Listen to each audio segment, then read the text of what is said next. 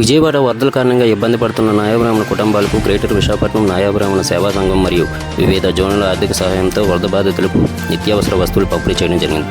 ఈ కార్యక్రమంలో Vijayawada central MLA Shri కొండ ఉమామేశ్వరరావు గారి చేతుల మీదుగా ఇవ్వడం జరిగింది. ఈ కార్యక్రమంలో రాష్ట్ర అధ్యక్షులు శ్రీ ముసురుపల్లి రమణ, కంచరపాలెం అధ్యక్షులు మల్లివలస రాధాకృష్ణ, జనసేన విజయనగరం జిల్లా ప్రచార కార్యదర్శి మల్లివలస శ్రీను, తెగులరావు పాపారావు, చింతపల్లి సూర్యనారాయణ, బల్లంకి జగన్ తదితరులు పాల్గొన్నారు.